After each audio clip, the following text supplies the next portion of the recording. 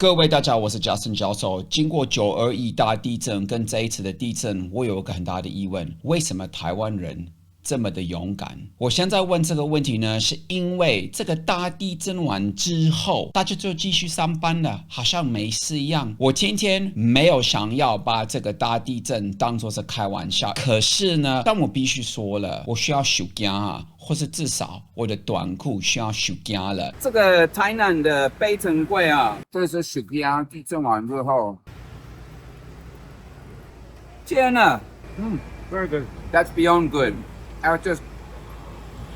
真的是很赞，是我吃过全世界最好吃的北城柜。我们那天刚好带我的表弟去高雄玩，我们住在一个9楼的饭店，摇得很凶，而且这个是在高雄。地震完之后，我问他说：“哎，你觉得这个地震如何？”你们这里就可以看到影片，这个是当天我们跑到台南。Now, Rudy, after this morning's experience of the earthquake, has it made you feel afraid to stay in Taiwan? No, not at all. You weren't really scared of it, were you? Not really.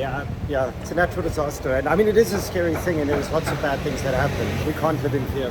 It's true, but I'm still afraid. 今天早上大地震，然后车子也坏掉了，还好我们在高雄。我本来要带我表弟去花莲，去太鲁阁。我是希望大家都 OK 在那边，但是我看得出来很多人不 OK。那我们现在在台南等车子修理，带我的表弟来台南。他要住吧，那我们等一下开回去桃园，也不是很想要开回去啊，没办法，所以现在是到老家吧。我以前住台南26年。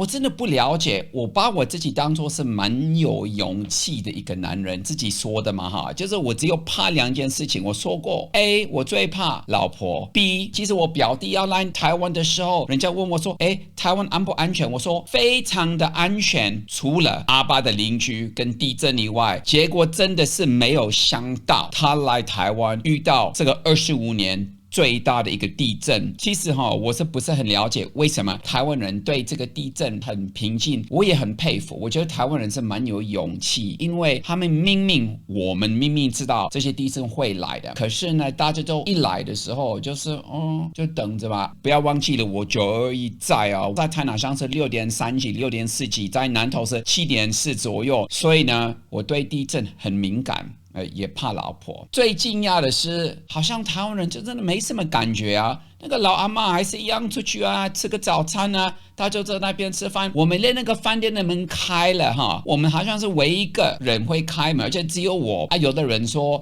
小的就不用跑，大的跑的也没用。我不是很认同这个看法。我跟你们说了，我现在讲实话，以我自己身为一个教授，最大的缺点是我会去做功课，我会去研究东西，所以我一直在研究台湾的地震的状况。我没有想要吓我的观众，我要你们注意一件事情：建筑里面的柱子有看到45度的裂痕，或是 X 型的裂痕，或是 V 型的裂痕，而且是超过要请人家来检查你的建筑。现在台湾，尤其是台北，75%以上我们的房子超过35岁。那当然921大地震之后，建筑的规格有改善，让它变得更稳定。有几个事情要考虑：你的土地，所谓的土地呢，是这个建筑在它的上面，地震来的时候，这个土地会不会变类似水这样，所以会黄大，这个其实可以去检查。另外一件事情是你的建筑，如果它有很多的凹凸，或是前面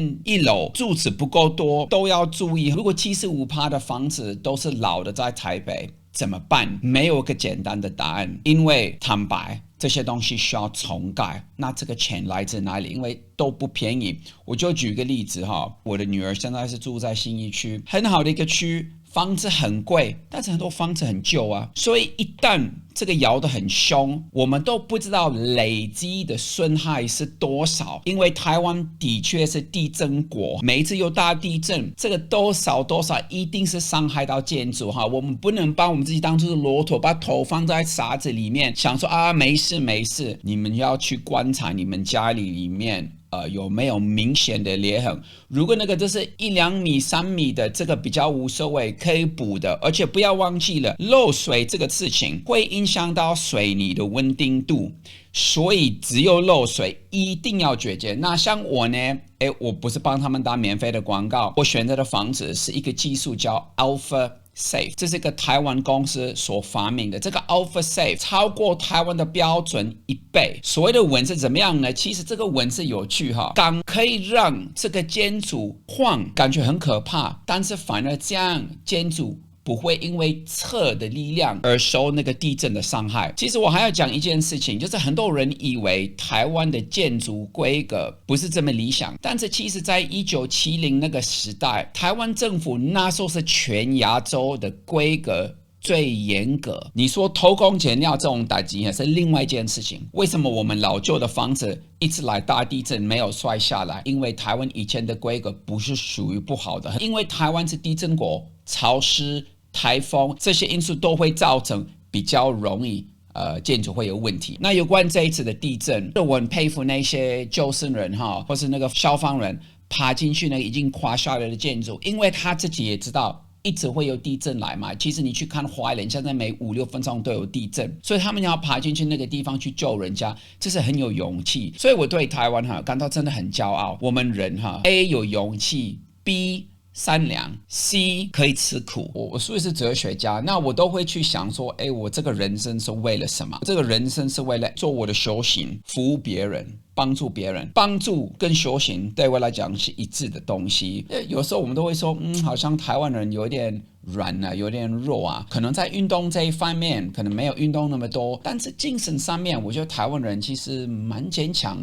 尤其是我老婆，她非常的坚强，她还能够跟我在一起。另外我跟大家解释一下我的个性是怎么样啊。当我遇到危机，我是用开玩笑来抒压，这不表示我没有同情那些人受伤了。其实我是很不喜欢看人家受苦。可能你们有看到我的表弟刚从南非过来的，最近会有一系列他的影片，我觉得很妙。那个晚上地震前，你们猜我老婆在饭店看了什么电影？没错，就是地震，Earthquake， 就是那个巨石 Johnson， 然后早上就大地震，只有我是醒着，因为2个人都在打呼啊，然后就开始摇，然后越来越晃。可是最妙的是，本来要带我的表弟去花莲，结果还好要放狗在岳父跟岳母家那边。如果你是刚来到我的频道可以订阅分享，这个影片算是重要的，我会常常 po 一些有的没的。我最近打算把我的标准的 YouTube 频道跟短片的分开了，所以会有个新的频道叫 Justin 好厉害。对，没错，这是我老婆帮我取的。麻烦我的观众，如果你们有在看我的影片，然后想要看我的短片，可以去订阅那个频道，我应该是这1-2天会建立。好，谢谢大家，祝大家平安，台湾加油，